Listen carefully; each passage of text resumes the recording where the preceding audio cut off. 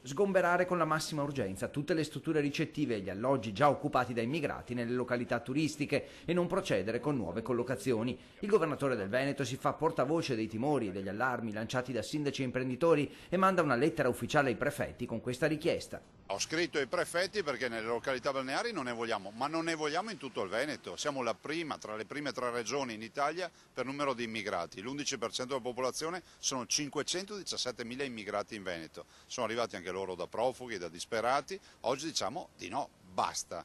Un impatto negativo sul fronte dell'immagine per le località turistiche nei confronti dei concorrenti stranieri che potrebbe diventare insostenibile e Confturismo Veneto, che teme un colpo mortale alla stagione turistica, chiede di essere ascoltato. Il presidente veneto Marco Mirchielli, che è anche vicepresidente nazionale, chiede un incontro urgente con il ministro degli interni Angelino Alfano, che ha già invitato i presidenti delle regioni del nord per mercoledì 17, anticipando però che il piano di distribuzione sul territorio resterà invariato. Vogliamo metterlo bene al corrente della situazione, anticipa Mirchielli, per essere ascoltati e cercare soluzioni direttamente a Roma, visto che anche la regione fatica a ricevere risposte.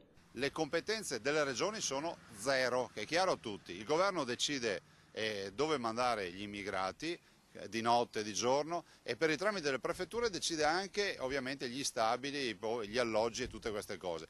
E così cresce la preoccupazione lungo le principali località del litorale, da Caorle a Bibione, da Eraclea a Jesolo, dove si temono speculazioni sulle spalle di questi immigrati, l'annullamento delle prenotazioni negli alberghi e ripercussioni sulla stagione. I sindaci sono i primi responsabili sanitari dei territori che accolgono queste persone. Credo che abbiano il dovere di garantire la sicurezza ai loro cittadini e soprattutto ai turisti, ai milioni di turisti che in questo momento hanno scelto le loro coste per le vacanze estive. Altra preoccupazione degli operatori turistici è quella che imprenditori privati mettano a disposizione gli immobili, operazione ovviamente irregolare ma giudicata negativa per l'immagine.